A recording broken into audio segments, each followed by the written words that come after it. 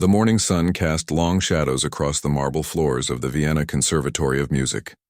Professor Henrik Müller walked down the familiar hallway, his footsteps echoing in the empty corridor. He had made this walk thousands of times over the past 20 years. Today felt no different from any other audition day, or so he thought. Henrik was 62 years old with silver hair that he kept neatly combed back. His dark suit was perfectly pressed and his black leather shoes shined like mirrors. Everything about him spoke of precision and order. He carried a leather briefcase that contained his notes, his favorite fountain pen, and a thermos of black coffee. He never drank the coffee they served in the audition hall. It was never hot enough. The audition hall was a grand room with high ceilings and tall windows that let in streams of morning light.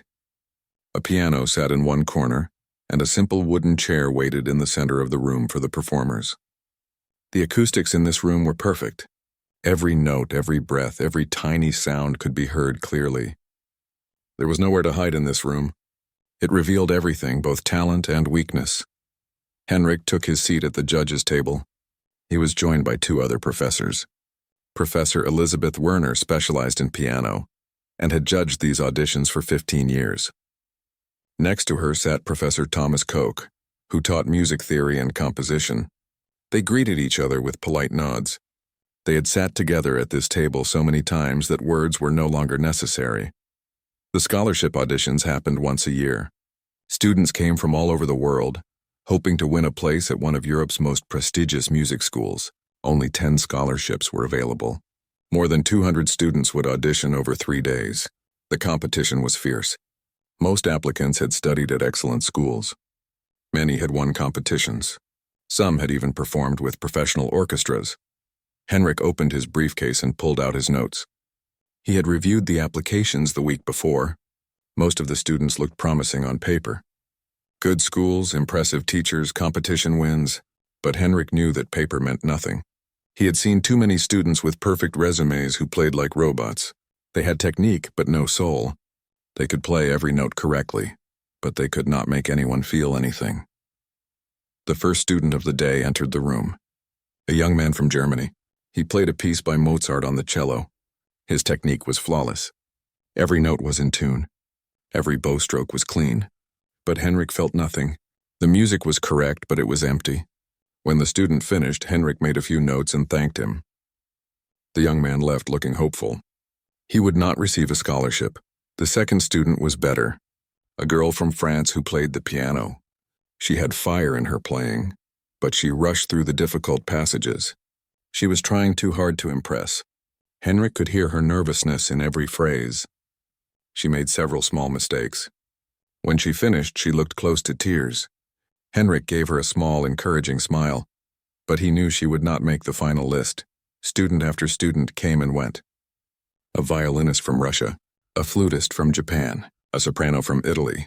They were all good. Some were very good. But none of them were extraordinary. Henrik had heard it all before. The same pieces played in the same ways by students who all wanted the same thing. By noon, Henrik was tired. His coffee was cold. His back ached from sitting. He had listened to 23 auditions and not one had truly moved him. Elisabeth and Thomas looked equally weary. They took a short break for lunch, eating sandwiches in the faculty lounge without much conversation.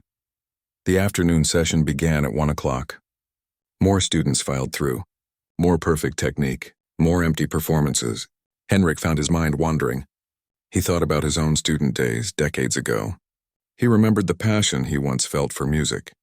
Where had it gone? When had these auditions become just another task to complete? He looked at the list of remaining students. 15 more today, then 2 more full days of auditions. He sighed quietly. The door opened again. A young woman walked in. Henrik barely looked up from his notes. He had stopped paying much attention to how the students looked when they entered. Appearances meant nothing. Only the music mattered. But Elisabeth touched his arm gently. Henrik glanced up. The young woman walking to the center of the room looked different from the other applicants. Most students wore formal concert attire, black dresses or suits, expensive clothes meant to impress. This young woman wore a simple blue dress that looked homemade. Her black hair was pulled back in a basic ponytail. She carried an old violin case that had seen better days. The leather was cracked and faded. One of the latches was held together with wire. Henrik felt a slight stir of interest, then pushed it away.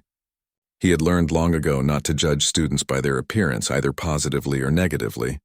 Some of the wealthiest students played the worst. Some of the poorest played beautifully, and some of the poorest played terribly too. The violin would tell the truth. He looked down at his notes to find her name. Sarah Chen, age 22, from a small village in rural China. No famous teachers listed, no competition wins, no professional performances. The application was surprisingly bare. Henrik wondered how she had even been invited to audition. Usually, the conservatory only accepted applications from students with impressive backgrounds. He glanced at Thomas, who shrugged slightly. Perhaps someone had seen potential in her application. Or perhaps she had sent such a passionate letter that they decided to give her a chance. It did not matter now. She was here and they would listen. Sarah reached the center of the room and turned to face the judges. She bowed slightly, a gesture of respect. Her hands trembled as she held the violin case. Henrik could see that she was nervous. Most students were nervous, but this seemed different. This young woman looked like she was carrying the weight of the world on her shoulders. "Please introduce yourself and tell us what you will perform," Henrik said in English. His voice was neutral, neither warm nor cold. Professional. Sarah's voice was soft but clear. "My name is Sarah Chen. I am from Fengling Village in Yunnan Province, China. I will play the Chaconne from Partita No. 2 in D minor by Johann Sebastian Bach." Henrik raised an eyebrow. The Chaconne, one of the most difficult pieces ever written for solo violin. It was 14 minutes of technical and emotional challenge. Many professional violinists struggled with it. It was an ambitious choice for a scholarship audition, perhaps too ambitious for someone with no professional training. He made a note on his paper and nodded for her to begin. He expected this would be over quickly. She would likely stumble through the opening and then stop, apologizing. He had seen it happen before with students who chose pieces beyond their ability. Sarah opened her violin case. The instrument inside was old and worn like the case. The varnish had dulled with age. There were scratches and marks from years of use. It was not a fine instrument. Henrik could tell that from across the room. But he also knew that a true musician could make music on any instrument. She lifted the violin carefully, almost reverently. She checked the tuning, making tiny adjustments. Then she applied rosin to her bow with slow, deliberate movements. Henrik noticed that her hands had stopped trembling. Once she held the instrument, she seemed to find calm. Sarah closed her eyes for a moment. She took a deep breath. Then she raised the violin to her shoulder and positioned the bow. Henrik glanced at his watch. He would give her 5 minutes before stopping her. There was no point in wasting time on a performance that was clearly beyond the student's ability. He had 14 more auditions after this one. The room fell silent. Elizabeth and Thomas sat still, waiting. Henrik clicked his pen, ready to make notes. Sarah drew the bow across the strings. The opening note of the Chaconne rang out through the hall. Henrik's pen stopped moving. That single note hung in the air like a living thing. It was not just a sound. It was a presence. The tone was so pure, so full of depth and resonance that it seemed impossible it came from that old, worn violin. But it was not just the quality of the tone. It was something else, something Henrik had not heard in years, maybe decades. The note carried weight. It carried meaning. It carried a lifetime of feeling compressed into a single moment of sound. Henrik's hand froze above his notepad. His eyes locked onto Sarah. She stood with her eyes still closed, completely absorbed in the music. The bow moved again, drawing out the next phrase. The Chaconne began with a simple, descending melody. Most students played it correctly but plainly. They hit the right notes in the right rhythm. But Sarah was not simply playing notes. She was telling a story, each phrase connected to the next like words in a sentence. The music breathed. It paused, it questioned, it answered. Henrik felt something strange happening in his chest, a tightness, an ache. He tried to focus on his notes, on his professional evaluation, but he could not. The music was pulling him in, demanding his full attention. Sarah moved through the opening section with complete confidence. Her technique was not perfect. Henrik's trained ear caught small imperfections. A note slightly out of tune here, a bow stroke not quite smooth there. But these tiny flaws did not matter. They were like small cracks in a diamond that somehow made it more beautiful, more real. The chaconne built in intensity. The simple melody gave way to more complex variations. Double stops where two strings are played at once. Rapid passages that ran up and down the fingerboard. Chords that required precise finger placement. Sarah played through it all with focused determination, but it was not the technical difficulty that struck Henrik. It was the emotion. Every variation seemed to express a different feeling. Joy, sorrow, anger, peace, hope, despair, and something else. Something harder to name. A sense of longing, perhaps, or memory, or love mixed with loss. Henrik realized that his breathing had changed. He was breathing in time with the music, with the natural rise and fall of the phrases. His heart seemed to beat to the rhythm. He glanced quickly at Elizabeth and Thomas. They sat motionless, their eyes fixed on Sarah. Elizabeth's mouth was slightly open. Thomas had forgotten to take notes. The music continued to unfold. Sarah swayed slightly as she played, her body moving with the phrases. Her eyes remained closed. She was not performing for them anymore. She was somewhere else entirely, lost in the world that Bach had created 300 years ago. Memories began flooding into Henrik's mind, unbidden and unwelcome. He remembered being 17, sitting in his childhood home playing his violin by the window.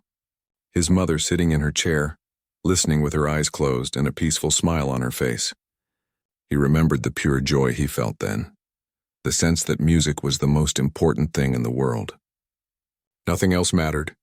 Not success, not fame, not money, just the music itself and the connection it created between people. When had he lost that? When had music become about technique and precision instead of feeling and connection? Henrik could not remember the exact moment, but he knew it had happened gradually over the years. As he pursued perfection, as he competed and compared and judged, the joy had leaked away. A tear rolled down Henrik's cheek. He did not notice it at first. Then he felt the wetness on his face and realized he was crying. He, Henrik Miller, who prided himself on professional detachment, who never let emotion cloud his judgment, was crying during a student audition. He quickly wiped the tear away, hoping no one had noticed. But when he glanced to his side, he saw that Elizabeth had tears streaming down her face too. She made no attempt to hide them. Thomas sat perfectly still, but his eyes glistened. Sarah reached the heart of the chaconne, a section of profound sadness. Bach had written this piece after returning from a trip to find that his wife had died while he was away. The music carried that grief, that shock of loss, that impossible weight of continuing to live when someone you love is gone. Sarah played this section with such raw honesty that Henrik felt his chest might break open. Every note was a sob. Every phrase was a question with no answer. The music asked why. It demanded reason from an unreasonable universe. It raged and wept and finally, exhausted, fell silent for a brief pause. In that moment of silence, Henrik could hear his own heartbeat pounding in his ears. The room felt charged with electricity. The very air seemed to vibrate with the emotion that Sarah had summoned. Then she began again. The music shifted. Out of the deepest darkness came a small flame of hope. The melody climbed upward, reaching toward light. It was not easy hope. It was hard-won hope, bought with pain and struggle. But it was real. Henrik's hands were shaking now. He pressed them flat against the table to steady them. He had not felt this vulnerable in years. Music had always been his domain, his area of expertise, something he controlled and mastered. But this music was controlling him. It was reaching inside and touching places he had locked away. The chaconne built to its final climax. Sarah's bow moved furiously across the strings. Her left hand flew up and down the fingerboard. Sweat beaded on her forehead. Her simple dress clung to her back. She poured everything she had into these final moments, and then suddenly it was over. The final chord rang out and faded slowly into silence. Sarah lowered her violin and bow. She opened her eyes. She looked exhausted, as if she had just run a marathon. Her chest heaved as she caught her breath. The silence in the room was absolute. No one moved. No one spoke. The three judges sat frozen at their table. Sarah stood in the center of the room, waiting. Henrik tried to collect himself. He needed to say something, to thank her, to dismiss her so the next student could come in. That was the protocol, but he could not speak. His throat was tight. His mind was blank. He looked down at his notepad. It was empty except for her name at the top. He had not written a single word of evaluation. His pen lay on the table where it had fallen from his fingers during that first perfect note. Finally, Thomas cleared his throat. That was... He paused, searching for words. That was remarkable. Elizabeth nodded, wiping her eyes with a tissue. Beautiful, she whispered. Henrik knew he had to speak. He was the lead judge. He forced himself to find his voice. Miss Chen, he began, and was surprised to hear how rough he sounded. He cleared his throat and tried again. Miss Chen, where did you learn to play like that? It was not the question he was supposed to ask. He should ask about her training, her teachers, her background. Professional questions. But the words that came out were personal, almost desperate. He needed to understand how this young woman, with her worn violin and simple dress, had just shaken the foundations of everything he thought he knew about music. Sarah looked surprised by the question. She had probably expected standard comments about her technique or her interpretation. She hesitated for a moment, then answered simply, My grandfather taught me, 3 words. But Henrik knew there was a much longer story behind them. A story he suddenly needed to hear more than anything else in the world. Henrik leaned forward in his chair. His professional composure was slipping away, but he no longer cared. Your grandfather, he repeated. Tell us about him. Sarah shifted her weight slightly. She seemed uncertain whether this was part of the audition or something else. The other students had played, received polite thanks, and been dismissed. No one had asked them personal questions, but something in Henrik's voice, something raw and genuine, made her understand that this was important. May I sit? She asked quietly. Henrik nodded quickly. Of course, please. Thomas stood and brought the chair that had been sitting by the piano. Sarah sat down carefully, still holding her violin and bow. She looked at the 3 judges, then down at her instrument. When she spoke, her voice was soft but steady. My grandfather's name was Chen Wei.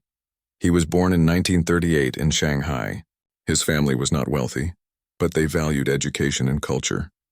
When he was 10 years old, he heard a violinist performing in a park.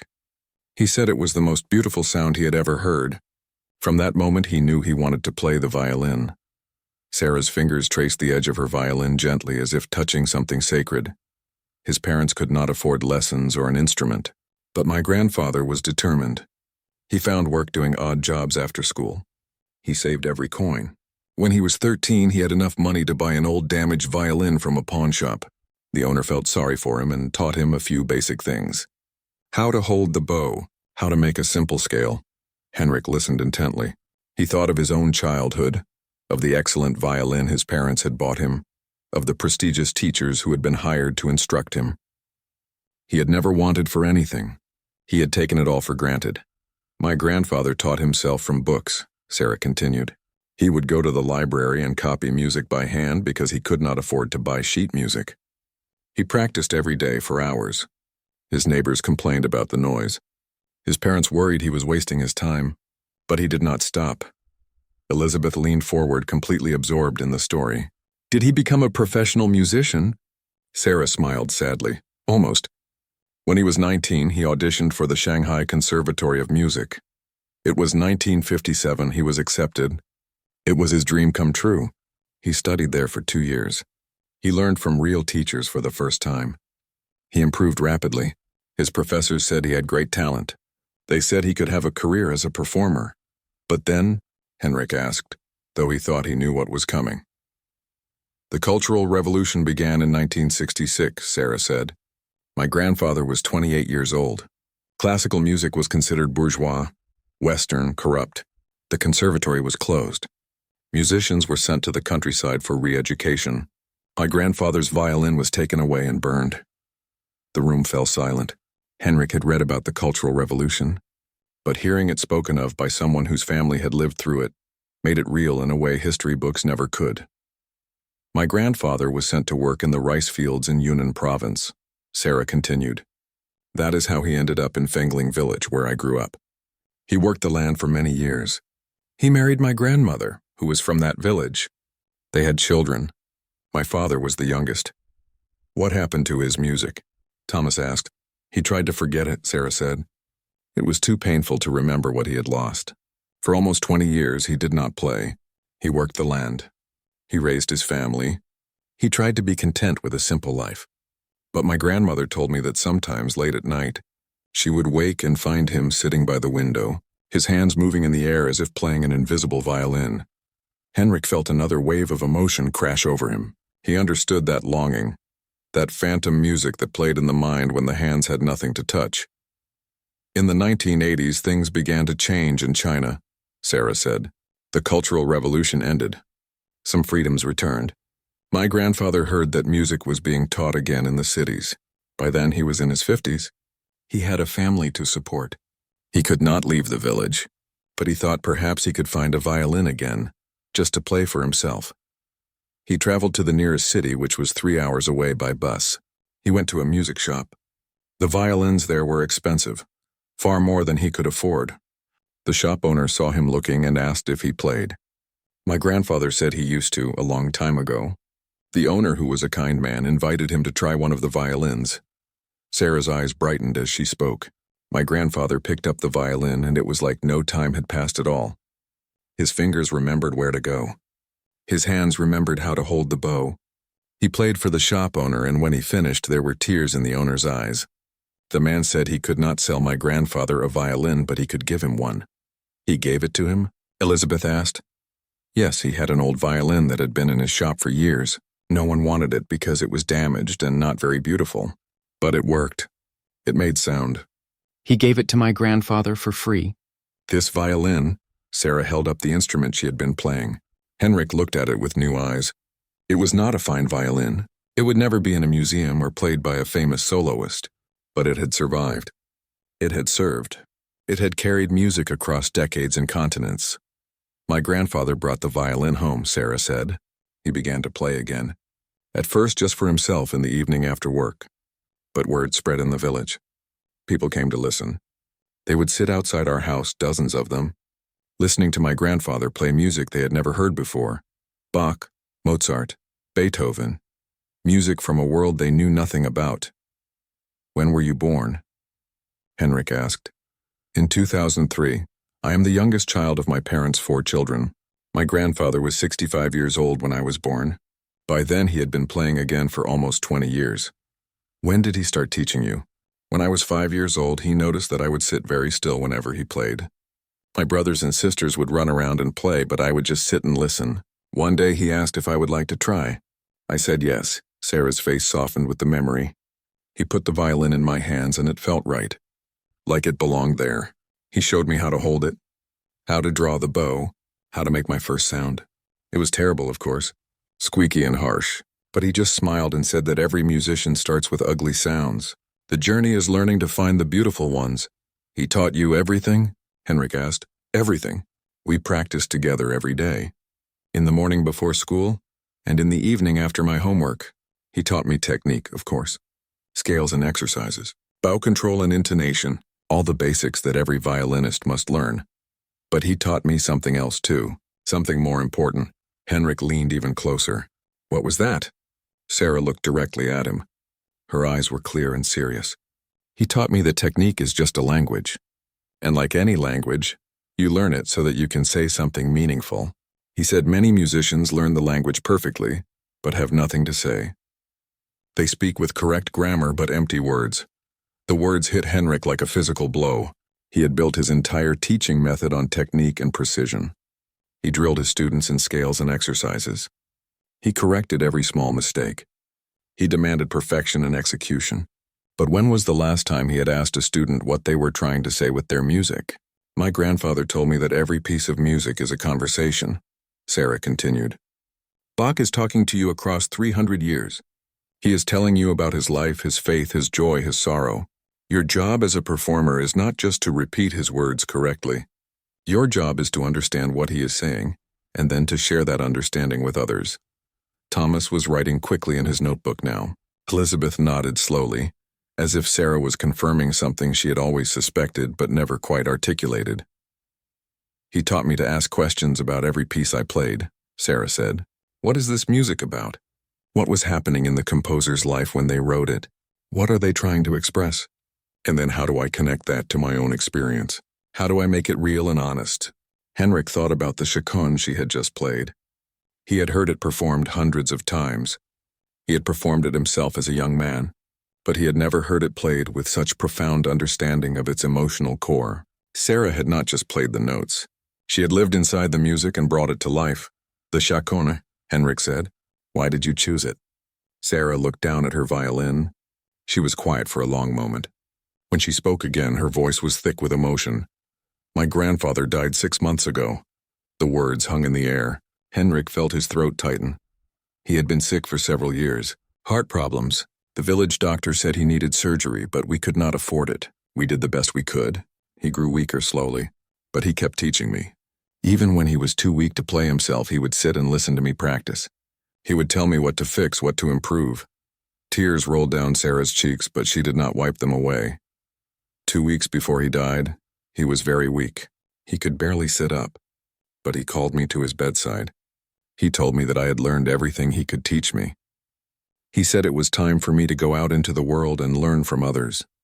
He made me promise that I would apply to this conservatory. He had always dreamed of studying in Europe, but his dream was taken from him. After my grandfather died, I could not play for weeks. Every time I picked up the violin, I would just cry. But then I remembered what he taught me. That music is how we speak when words are not enough. So I started practicing the chaconne. I played it every day. It was how I talked to my grandfather, how I said goodbye, how I told him that I loved him and that I would keep his dream alive. The room was completely silent except for the sound of Sarah's soft crying. Elizabeth was crying too, not even trying to hide it. Thomas had his head bowed. Henrik felt tears streaming down his face freely now. I am sorry, Sarah said, wiping her eyes with the back of her hand. This is not professional. I should not cry during an audition? No, Henrik said firmly. His voice cracked with emotion. No, you should not apologize. What you just shared, what you just played, that is what music is supposed to be. That is what I have forgotten. He stood up suddenly, his chair scraping against the floor. He walked around the table and approached Sarah. She looked up at him, surprised and uncertain. Henrik extended his hand. Sarah stood and shook it. Her hand was small in his, and he could feel the calluses on her fingertips from years of pressing strings. Miss Chen, Henrik said, I have been teaching at this conservatory for 20 years. I have heard thousands of auditions. I have heard students who went on to play in the greatest orchestras in the world. But I have never in all that time heard anyone play with the honesty and depth that you just demonstrated. Sarah's eyes widened. Professor Miller, I know my technique is not perfect. I know there are many things I need to improve. Yes, Henrik agreed. There are things to improve. There always are for every musician, no matter how advanced. But you have something that cannot be taught. You have something that most of us lose somewhere along the way, if we ever had it at all. He turned to Elizabeth and Thomas. I do not need to wait for the other auditions. I do not need to deliberate. Miss Chen, I am offering you a full scholarship to this conservatory. You will study here for as long as you need. We will provide everything you require. Sarah's hand flew to her mouth. Fresh tears spilled down her cheeks. I do not know what to say. Say yes, Elizabeth said, smiling through her own tears. Please say yes. Yes, Sarah whispered.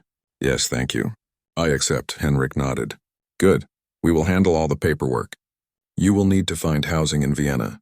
The conservatory has dormitories, but they are very basic. Perhaps we can arrange something better. The dormitory is fine, Sarah said quickly. I do not need anything special. I am grateful just to be here. Henrik looked at this young woman with her worn violin and homemade dress and felt a profound sense of shame. He had been so focused on recruiting students with impressive resumes and wealthy backgrounds. He had overlooked what really mattered. Talent was not about expensive instruments or famous teachers. It was about passion and dedication and the willingness to pour your soul into every note. There is one condition, Henrik said. I would like to be your primary instructor while you are here. If you will accept me as your teacher, Sarah looked shocked. Professor Müller, you are the most respected violin teacher in Europe. I could not possibly. Please, Henrik interrupted. I am asking you. I believe I can help you improve your technique. But more than that, I believe you can teach me. I believe you can help me remember why I became a musician in the first place. The honesty in his voice surprised even himself. He was Henrik Müller.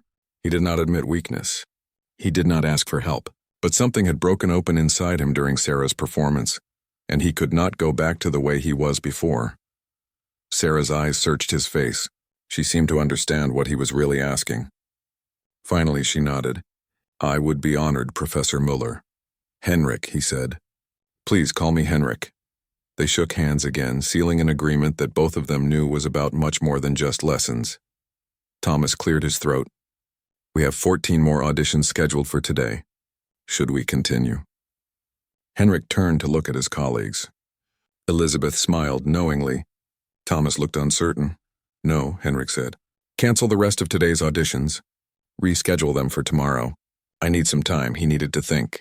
He needed to process what had just happened. He needed to sit with the feelings that Sarah's performance had awakened in him. Thomas nodded and left to inform the waiting students and make new arrangements. Elizabeth stood and approached Sarah. She took both of the young woman's hands in hers. Your grandfather would be so proud, Elizabeth said softly. You honored him today. You honored music.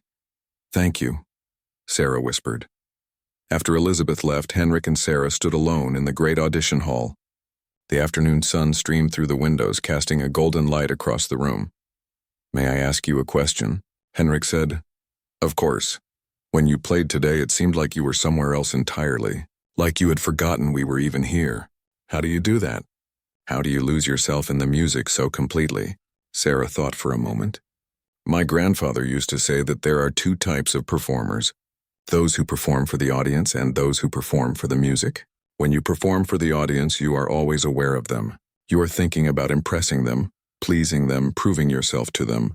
But when you perform for the music, you serve something larger than yourself. You become a channel for something beautiful to flow through. The audience is still there, but they are not the point. They are witnesses to something sacred. Henrik absorbed her words. He had spent his entire career performing for audiences. Even in practice, even alone, he was always aware of how he would be judged. Always trying to prove himself. Always seeking approval. Your grandfather was a wise man, Henrik said. He was. I miss him every day. He lives on, Henrik said. In you, in the way you play. In the lessons you carry forward. That is immortality. Sarah smiled through her tears. Thank you for understanding. Henrik walked her to the door. Before she left, he stopped her one more time. Sarah, I want you to know something. You did not just win a scholarship today. You changed my life. You reminded me of something I had lost. I will be forever grateful to you for that. Sarah looked at him with those clear, honest eyes. My grandfather always said that when we share music, we share ourselves. We give each other gifts without knowing it. Perhaps today we both received something we needed. Henrik nodded. She was right. This was not a simple teacher-student relationship. This was something more profound. Two musicians meeting at a crossroads, each carrying what the other lacked. After Sarah left, Henrik returned to the judging table. He sat down in his chair and looked out at the empty room. The silence felt different now. It felt full instead of empty. He picked up his pen and notebook. He wrote a single sentence. Today I remembered why I became a musician. Then he closed the notebook, gathered his things, and left the hall. He walked through the conservatory corridors, seeing them as if for the first time. How many students had walked these halls over the centuries? How many dreams had been born here? How many hearts had been broken or made whole? Henrik went to his private studio, a small room with a piano and space for violin practice. He had not practiced in this room in months. He had been too busy with administrative work, with judging, with teaching. But now he felt a pull toward his instrument. He took out his violin. It was a fine Italian instrument, worth more than most people earned in a year.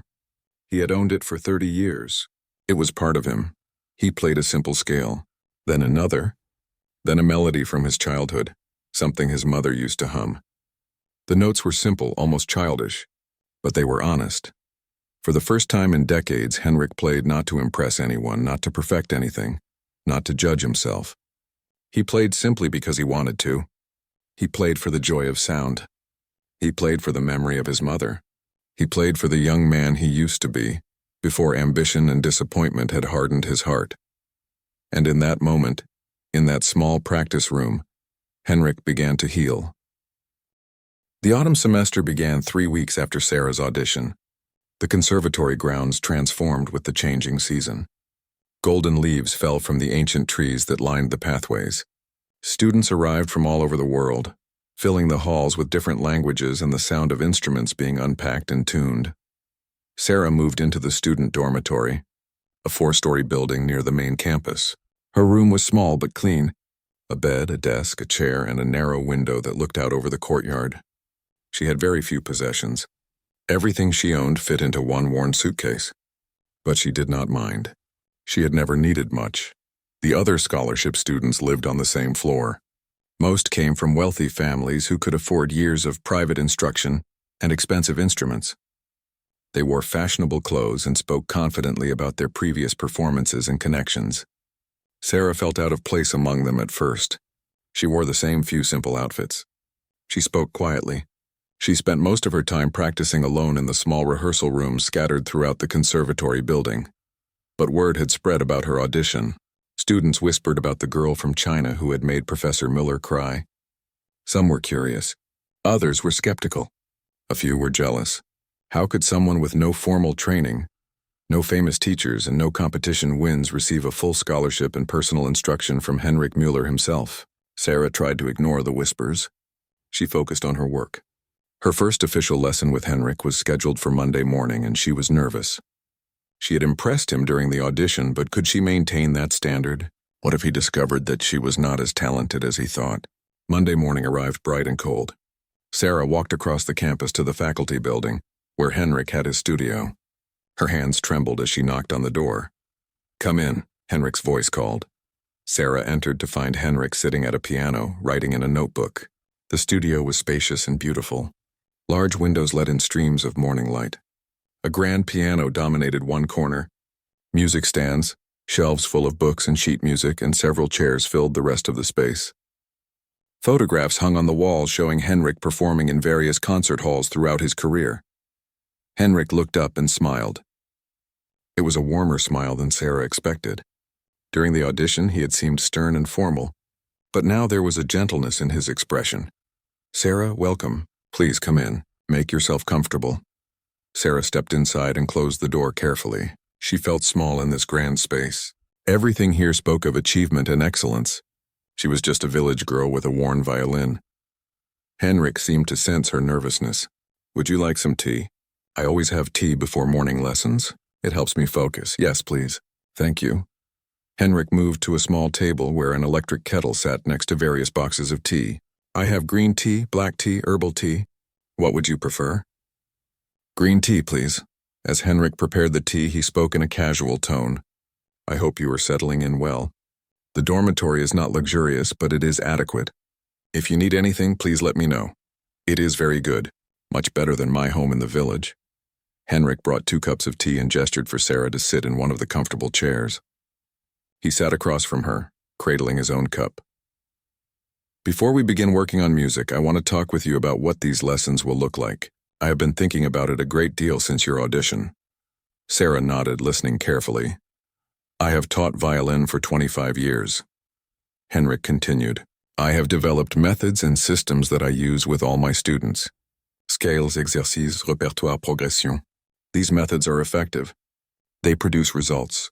Many of my students have gone on to successful careers." He paused, looking into his tea as if searching for words. "But your audition made me question my approach. You have something that my methods cannot teach. You have soul. You have connection to the music that goes beyond technique. And I realize that if I simply apply my standard teaching to you, I might improve your technique, but I might also damage what makes you special." Sarah felt a flutter of anxiety. "Are you saying you do not want to teach me?" "No, not at all. I am saying I want to teach you differently. I want us to learn from each other. Yes, I will help you improve your technique. There are things you need to work on.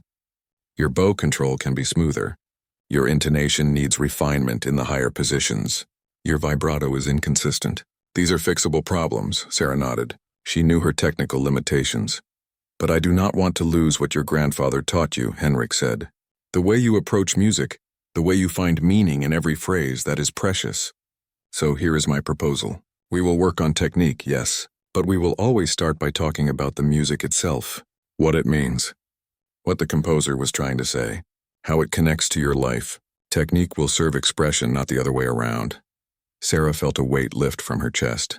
"That is exactly what my grandfather believed. Your grandfather was right. I wish I could have met him. I wish I could have learned from him. They spent the first hour simply talking about music. Henrik asked Sarah about the pieces her grandfather had taught her. She described playing Bach in their small village house while her grandfather listened and corrected. She talked about learning Vivaldi's Four Seasons and how her grandfather had explained the story of each movement. She remembered playing Mozart's violin concertos and her grandfather saying that Mozart's music was like sunlight made into sound. Henrik shared his own memories. He told Sarah about his first violin teacher, a strict woman who rapped his knuckles with a ruler when he made mistakes. He described the pressure he felt to succeed, to win competitions, to prove himself.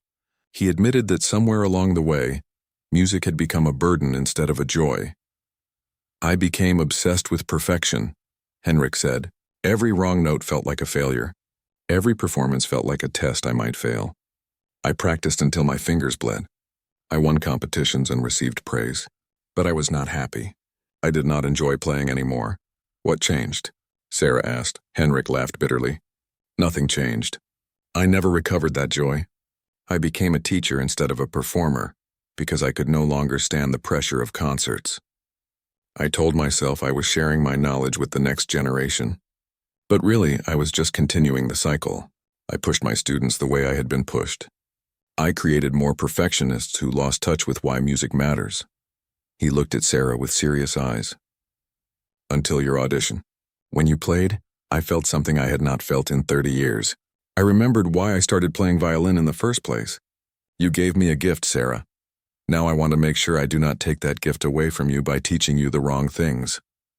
Sarah felt tears prick her eyes. "Thank you for understanding." Finally, they picked up their instruments. Henrik asked Sarah to play scales. He watched carefully, making notes. Then he demonstrated a technique for smoother bow changes. Sarah tried to copy him. It was harder than it looked. Her bow bounced slightly at the transition point.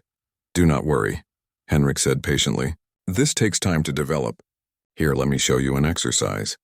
They worked on the exercise together. Henrik was patient and encouraging, very different from the stern judge Sarah had first encountered. When she did something well, he praised her.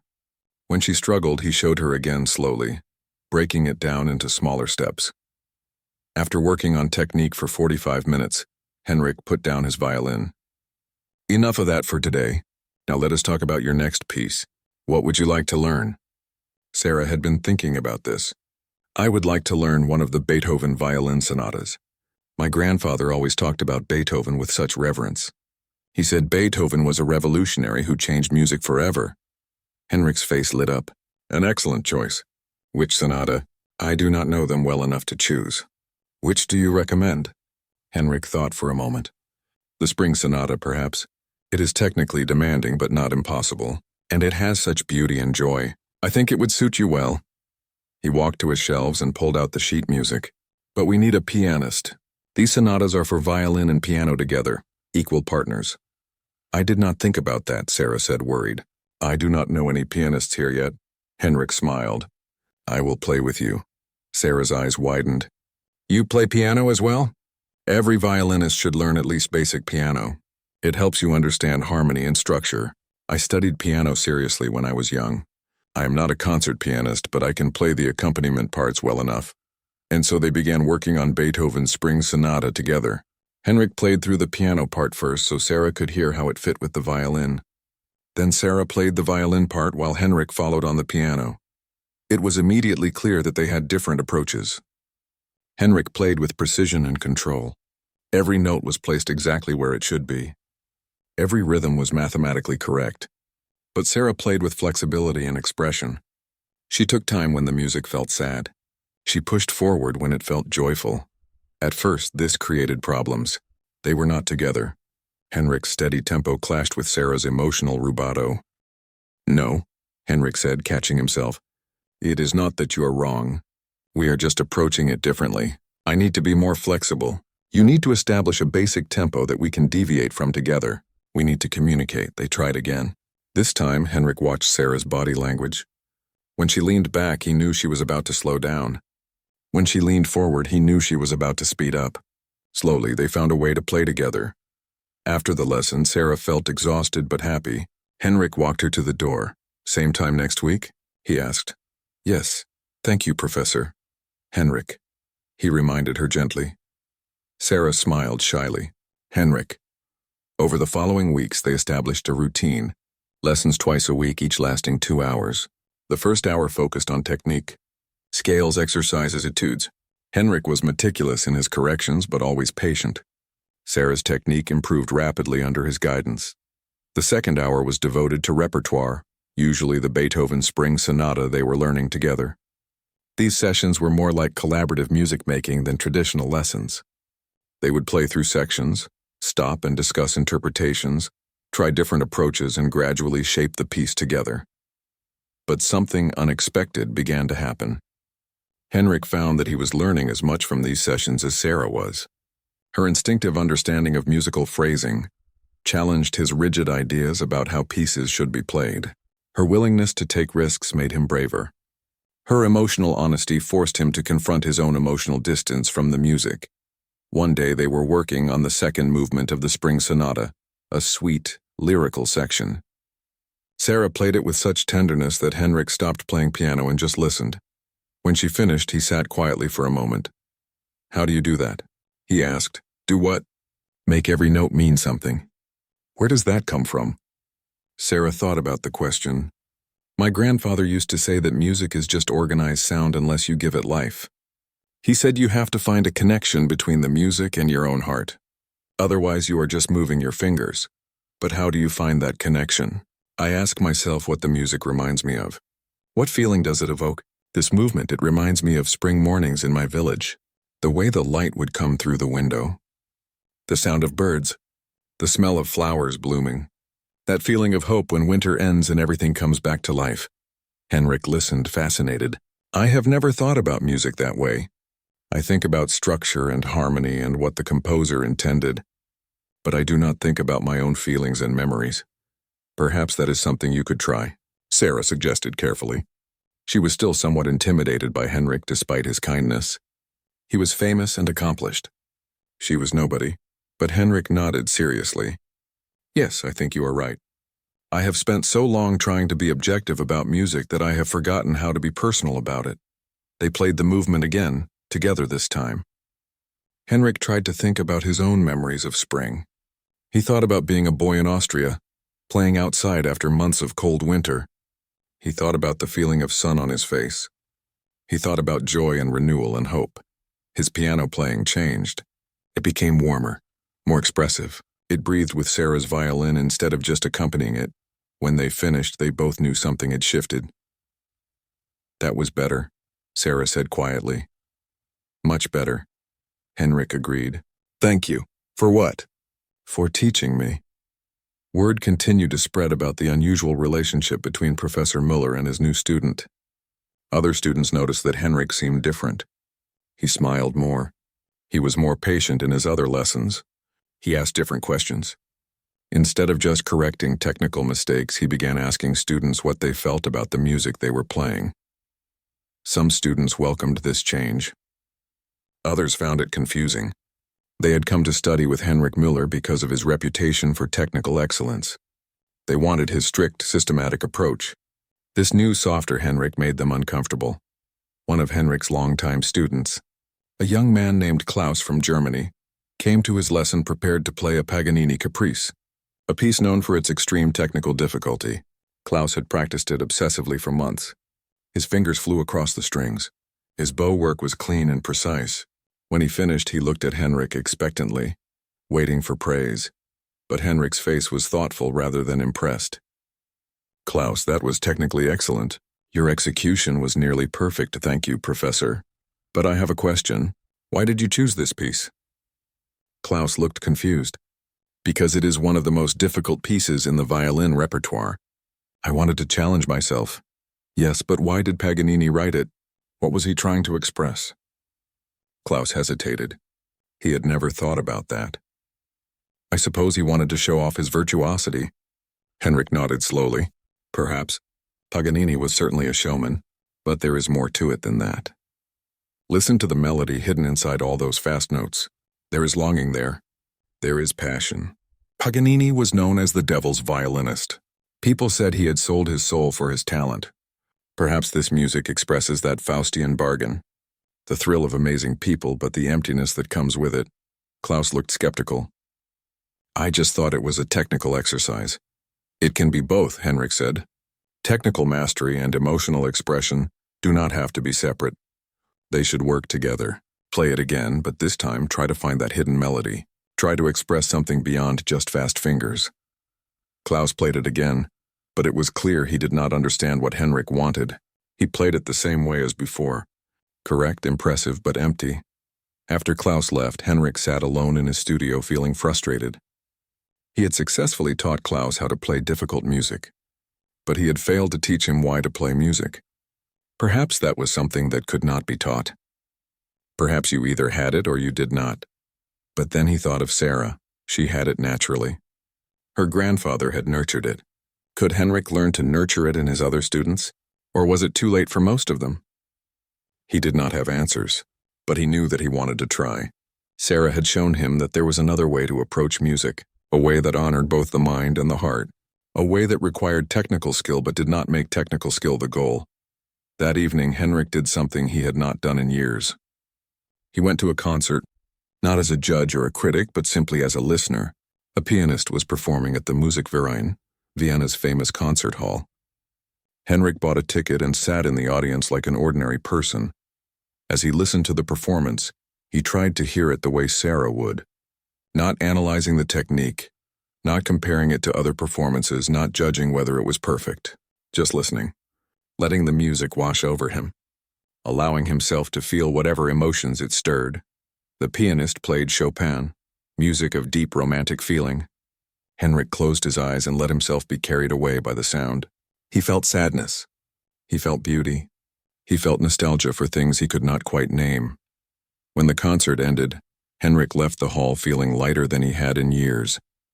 Music was not just about skill and knowledge. It was about connection and feeling. He had forgotten that simple truth. Sarah and her grandfather had reminded him. As he walked through the dark Vienna streets toward his apartment, Henrik thought about the path ahead. He was learning to be a different kind of teacher, a different kind of musician. It was uncomfortable and uncertain, but it was also exciting. For the first time in decades, Henrik Miller felt like he was discovering music all over again.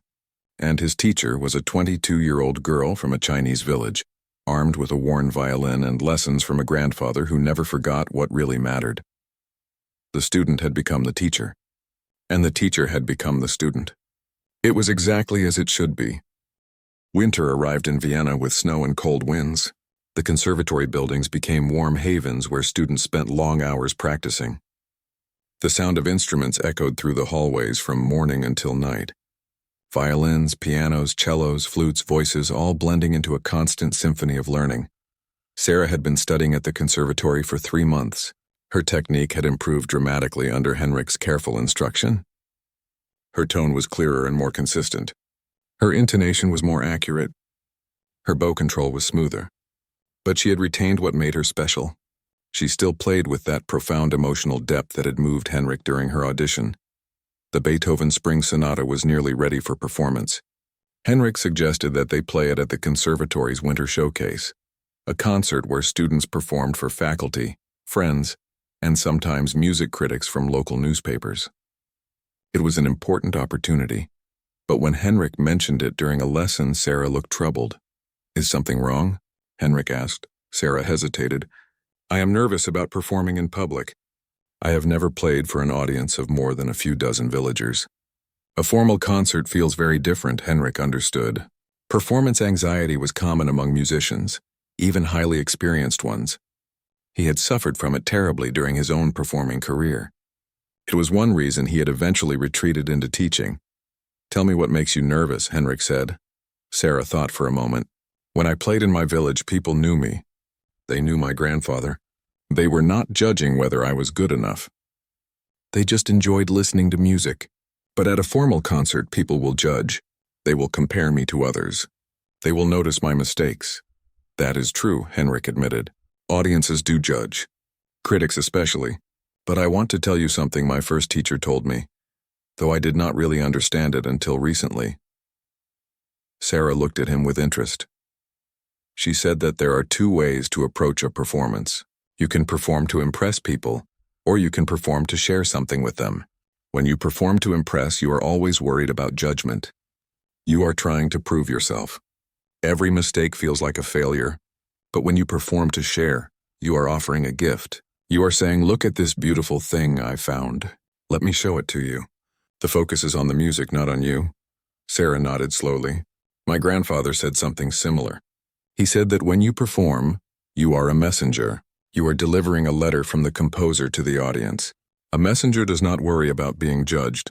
They just deliver the message faithfully. Exactly, Henrik said.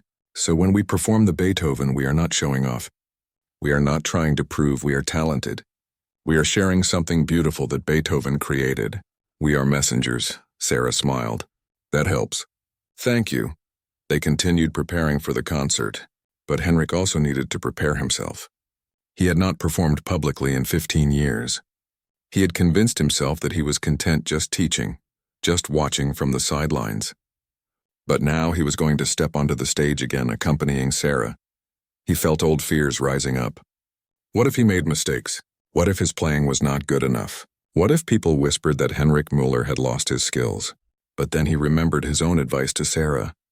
He was not performing to impress anyone. He was performing to share Beethoven's music. He was supporting Sarah, helping her deliver her message. The focus was not on him. Still, he practiced the piano part obsessively. Late at night, after his last lessons of the day, he would go to his studio and run through the sonata again and again. He worked on difficult passages until his hands ached. He wanted to be worthy of performing alongside Sarah. One evening, about 2 weeks before the concert, Henrik was practicing alone in his studio. He had been working on the same 4 bars for almost an hour, trying to perfect a difficult chord progression. His frustration was building. The more he tried, the worse it sounded. There was a soft knock at the door.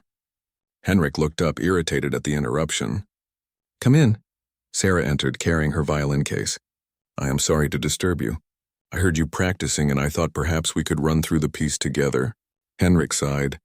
I am struggling with this passage. I cannot seem to get it right. Sarah set down her violin case and walked over to the piano. May I listen? Henrik played the passage again. His fingers stumbled over the fast notes. He hit a wrong note and stopped, frustrated. It is terrible, he muttered. Sarah was quiet for a moment. Then she said gently, Henrik, may I ask you a question? Of course. What are you trying to do with this passage? Henrik looked at her, confused. I am trying to play it correctly, to play all the notes in time. But why does Beethoven include this passage? What is it expressing? Henrik had not thought about it. He had been so focused on the technical challenge that he had forgotten to think about the musical meaning. He looked at the score, really seeing it for the first time in hours. It is a transition, he said slowly. It is moving from one emotional state to another, from quiet reflection to joyful celebration. Yes, Sarah said. So it should feel like a journey, like climbing a hill and suddenly seeing a beautiful view. The fast notes are not just technical difficulty. They are excitement building. Henrik played the passage again, but this time he thought about the feeling of climbing and discovering. He did not try to play every note perfectly. He tried to express the emotion, and somehow the passage came out better. Not perfect, but more musical, Sarah smiled. That is much better. You are thinking like a musician again, not like a technician. Henrik laughed, a little embarrassed. I am supposed to be teaching you, not the other way around. My grandfather said that the best teachers are always learning from their students. They played through the entire sonata together. It flowed naturally, like a conversation between old friends. When they finished, Henrik felt a warmth in his chest. This was why he loved music. This connection. This shared creation of beauty. Thank you, Henrik said. I needed that reminder. We help each other, Sarah replied simply. The night of the winter showcase arrived. The conservatory's main concert hall was filled with people. Students, faculty, parents, and guests occupied every seat. The stage was set with a grand piano and music stands. The lights were bright and warm. Backstage, Sarah paced nervously. She wore a simple black dress that Elizabeth had helped her choose. Her hair was pulled back neatly. She clutched her violin case tightly. Henrik found her and placed a gentle hand on her shoulder. Breathe, he said. Remember, we are messengers. We are delivering a gift, Sarah nodded, taking deep breaths. I am ready.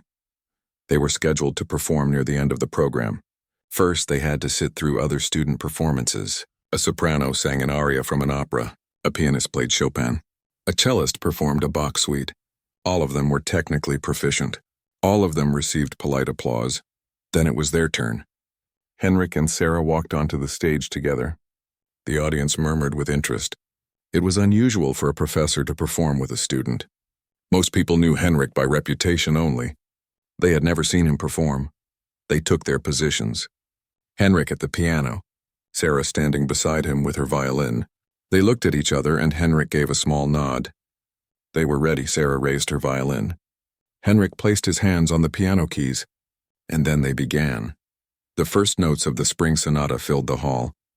From the very beginning, it was clear that this was something special. Henrik and Sarah played with complete unity. They breathed together.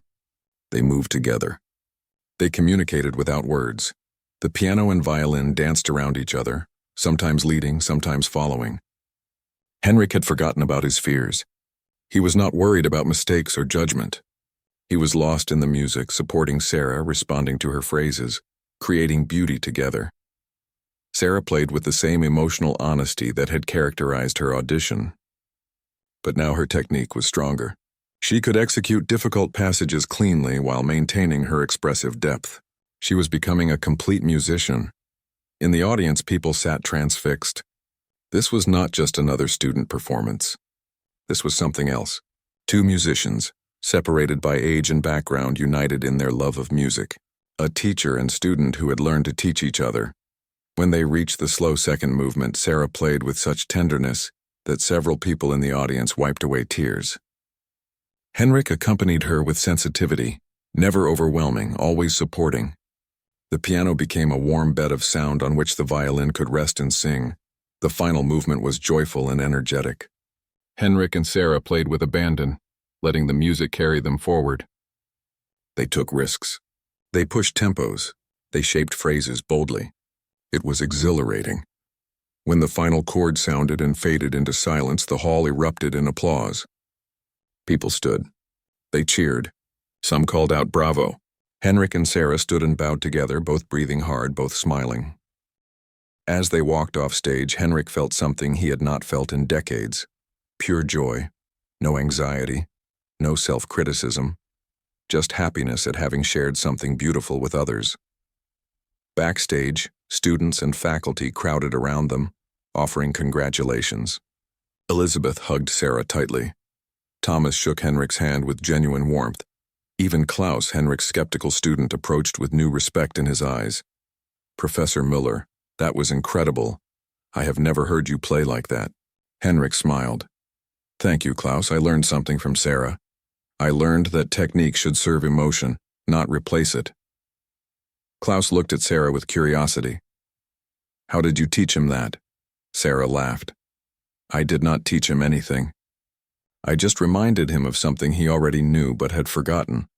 The reception after the concert was held in the conservatory's main foyer. Wine and small snacks were served. People mingled and discussed the performances. Henrik and Sarah found themselves surrounded by well-wishers. A distinguished older man approached. He had silver hair and wore an elegant suit. Henrik recognized him immediately. It was Maestro Wilhelm Schneider, conductor of the Vienna Philharmonic Orchestra. Henrik, Maestro Schneider said warmly. It has been too long. Henrik shook his hand. Maestro, I did not know you would be here. I come to the student showcases occasionally, looking for talent. And I am very glad I came tonight. He turned to Sarah. Young lady, you are extraordinary. What is your name? Sarah Chen, Maestro. Miss Chen, you have a rare gift. Where have you been hiding? Sarah smiled shyly. In a small village in China. This is my first year studying formally. The maestro's eyebrows rose. Truly, remarkable. Henrik, you have found a diamond. She found me, actually, Henrik said. And she has taught me as much as I have taught her. Maestro Schneider nodded approvingly. That is how it should be. The best musical relationships are always mutual. He turned back to Sarah.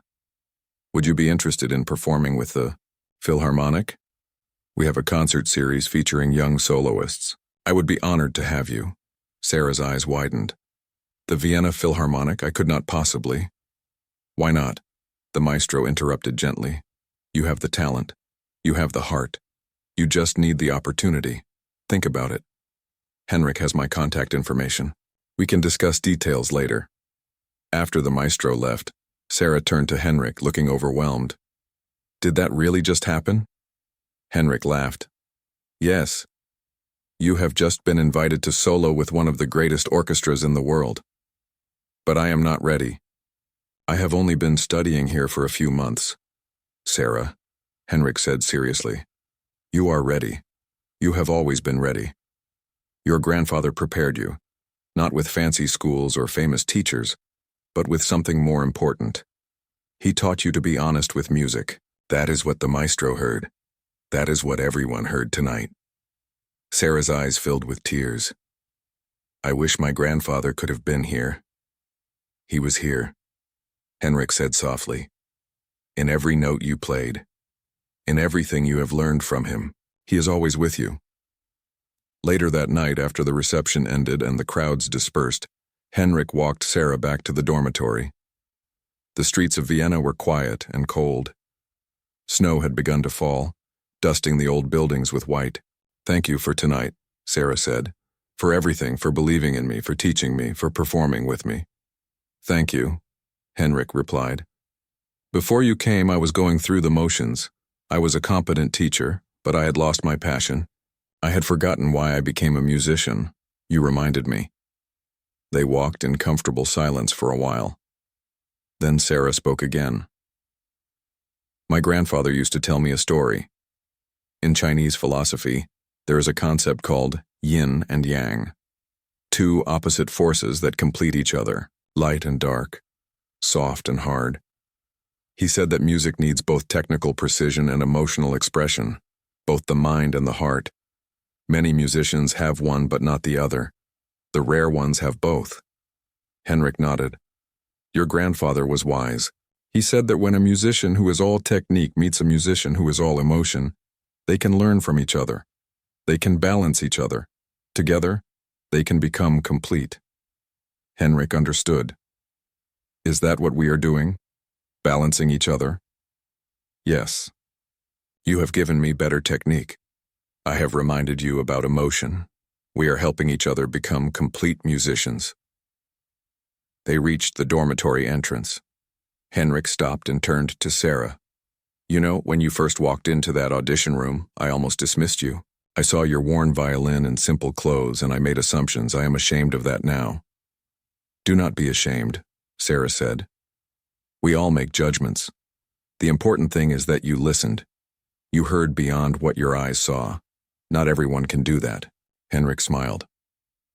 I listened because I had no choice. That first note you played demanded my attention. It would not let me look away. Sarah laughed. My grandfather always said that the truth is loud, even when it speaks quietly. He was right about that too. They said goodnight and Henrik began his walk home. The snow fell more heavily now, covering the city in silence. Henrik walked slowly, savoring the quiet, thinking about the evening. He had stood on that stage tonight not as the famous Henrik Miller, former prodigy and demanding teacher. He had stood there as a musician who loved music. He had played not to impress, but to share. He had remembered what mattered, and it had all started with a young woman from a Chinese village who carried her grandfather's wisdom in her heart and expressed it through her violin. Henrik had spent decades teaching students. He had shaped hundreds of musicians. But he had never met a student like Sarah. She challenged him. She inspired him. She made him better. The teacher had become the student. And in that transformation, both of them had found something they had been missing. As Henrik entered his apartment and shook the snow from his coat, he felt grateful. Grateful for Sarah. Grateful for her grandfather, whom he had never met, but whose influence touched his life. Grateful for music, which had the power to connect strangers across time and space. He made tea and sat by his window, looking out at the snowy Vienna night.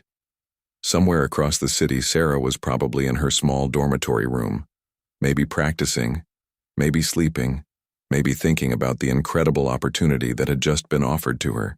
Whatever path lay ahead for both of them, Henrik knew that this night would be a turning point. They had performed together as equals, each bringing their strengths, each covering the other's weaknesses.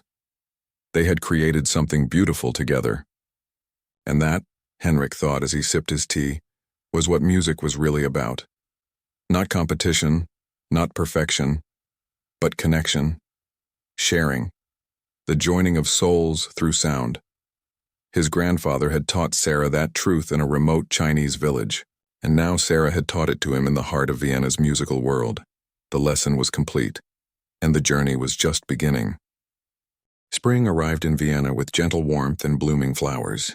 The city transformed from gray winter into green abundance. The parks filled with people enjoying the sunshine. The cafes opened their outdoor seating. Life felt renewed. Sarah had been at the conservatory for 8 months now. The shy, uncertain girl who had arrived in autumn had blossomed into a confident young musician. Her technique had reached a professional level. Her repertoire had expanded dramatically. But more importantly, she had maintained her unique voice, that emotional honesty that made her performances special. The Vienna Philharmonic concert was scheduled for late April. Maestro Schneider had chosen a program that would highlight Sarah's strengths. She would perform the Violin Concerto in E minor by Felix Mendelssohn. It was a beautiful lyrical work that required both technical skill and deep emotional expression.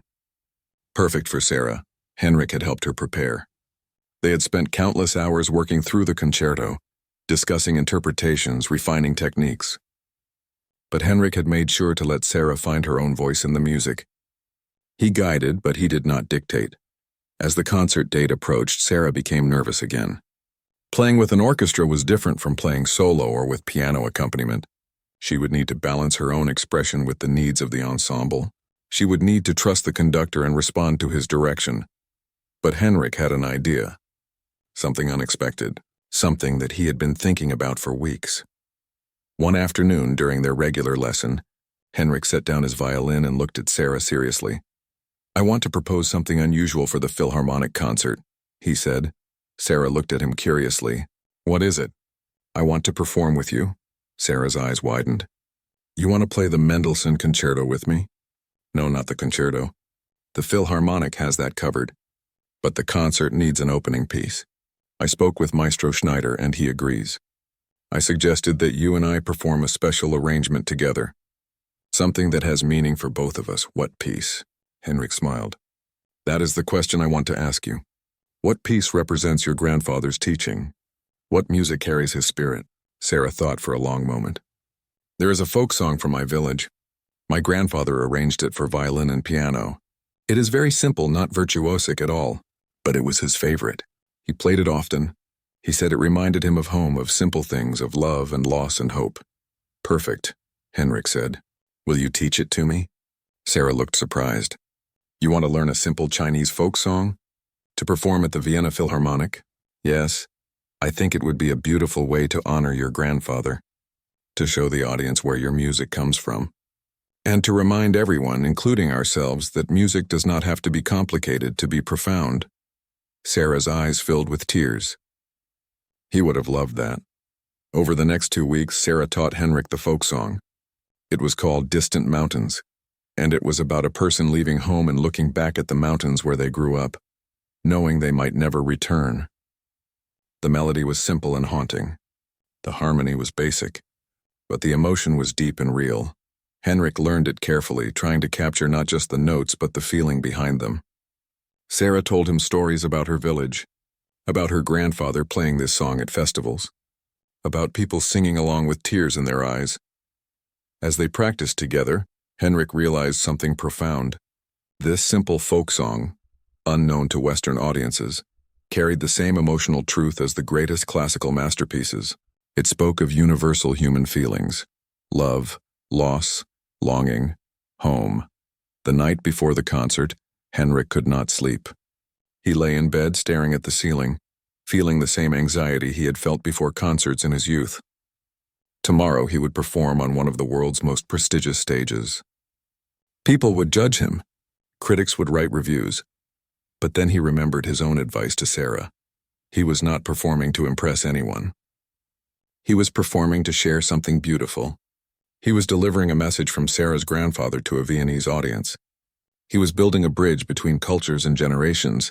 That thought calmed him. He finally fell asleep, dreaming of distant mountains and simple melodies. The day of the concert arrived bright and beautiful. The Musikverein, Vienna's most famous concert hall, prepared for the evening performance. The Golden Hall, with its elaborate decorations and perfect acoustics, would host some of the world's finest musicians playing for an audience of music lovers, and critics Sarah and Henrik arrived early for rehearsal. The orchestra was already warming up, filling the hall with fragments of scales and melodies. Maestro Schneider greeted them warmly. "Are you ready for tonight?" he asked Sarah. "I think so," Sarah replied, trying to sound confident. "You will be magnificent," the maestro assured her. "I heard you play at the conservatory showcase. You have nothing to worry about." They rehearsed the Mendelssohn Concerto with the full orchestra. At first, Sarah felt overwhelmed by the sound of so many instruments surrounding her, but as she played, she found her place within the ensemble. She learned to listen, to respond, to lead when needed and follow when appropriate. Maestro Schneider was impressed. "You have excellent musical instincts," he told her after the rehearsal. "You know when to push forward and when to pull back. That is a rare gift." Then it was time to rehearse the opening piece, Distant Mountains. Henrik and Sarah took their positions. The orchestra members watched with interest. Most of them had never heard of this piece. Some looked skeptical. A simple Chinese folk song to open a concert at the Musikverein. It was unusual to say the least, but when Sarah and Henrik began to play, the skepticism melted away. The simple melody, played with profound sincerity, filled the hall with beauty. The orchestra members sat quietly listening. By the time the piece ended, several of them had tears in their eyes. "That is lovely," Maestro Schneider said softly. "Truly lovely. It will be the perfect opening for tonight." Evening came. The hall filled with elegantly dressed audience members. The lights dimmed. The orchestra took their places. Maestro Schneider walked onto the stage to enthusiastic applause. He turned to the audience and spoke. "Good evening, ladies and gentlemen. Welcome to tonight's performance. Before we begin with our featured concerto, we will hear a special piece. Our soloist tonight, Miss Sarah Chen, comes to us from a small village in rural China. She learned music from her grandfather, a man who loved music deeply and passed that love to his granddaughter. Tonight she will perform a folk song from her village arranged by her grandfather. It is a simple piece, but it carries the wisdom of generations. Joining her is Professor Henrik Müller from the Vienna Conservatory. We hope you will open your hearts to this music from a world very different from our own. The audience applauded politely, though some people looked confused. They had come to hear Mendelssohn, not Chinese folk music. Henrik and Sarah walked onto the stage together. Sarah carried her worn violin. Henrik took his seat at the piano. They looked at each other, and in that glance they shared an understanding. This was for her grandfather. This was for all the teachers and students throughout history who had passed music from one generation to the next. This was about connection and love and the universal language of melody. Sarah raised her violin. Henrik placed his hands on the keys, and they began. The simple melody unfolded like a flower opening. Sarah played it with such purity and honesty that it stripped away all pretense. This was not about virtuosity or technique. This was about feeling, about memory, about the human heart. Henrik's piano accompaniment was gentle and supportive. He had learned to listen to Sarah, to breathe with her, to create space for her voice to soar. Together they painted a picture of distant mountains, of leaving home, of longing for what was lost. In the audience, people stopped fidgeting. They stopped looking at their programs. They simply listened. Many had never heard Chinese folk music before, but they did not need to understand the cultural context to feel the emotion. The music spoke a universal language. As Sarah played the final phrases, her eyes closed. She was not in Vienna anymore. She was in her village, sitting in her grandfather's small house, listening to him play this same melody on this same violin. She was 5 years old again, discovering magic for the first time. She was 17, playing for her dying grandfather, trying to bring him comfort. She was 22, alone on a stage halfway around the world, carrying his dream forward. The final note faded into silence. For a moment, no one moved. Then the applause began. It started slowly, almost hesitantly, as if people were waking from a dream. Then it grew stronger. People stood. They clapped enthusiastically. Some wiped tears from their eyes. Henrik and Sarah stood and bowed together. As they walked off the stage, Henrik squeezed Sarah's hand gently. No words were needed. They both knew that something special had just happened. After a brief pause, it was time for the main program. Sarah returned to the stage with her violin. The orchestra was ready. Maestro Schneider raised his baton, and the Mendelssohn Violin Concerto began. Sarah played brilliantly. All her technical improvements showed. Her tone was beautiful. Her intonation was perfect. Her difficult passages were clean and confident. But more importantly, she played with the same emotional honesty that characterized her folk song. Why I fell in love with music as a little girl. When I was young, my grandmother used to sing folk songs from her village in the Austrian mountains, simple songs like the one you played tonight. They were the first music I ever loved. Then I grew up and became sophisticated. I learned to appreciate complex classical works. I forgot about those simple songs. But tonight, when you played your folk song, I remembered. I remembered my grandmother's voice. I remembered what music felt like before I learned to analyze it. Thank you for that gift. The old woman had tears running down her wrinkled cheeks. Sarah hugged her carefully, moved beyond words. After Frau Hartmann left, Henrik approached Sarah. They had not had a chance to speak since the concert ended. You were incredible tonight, Henrik said. Both pieces, the folk song and the concerto.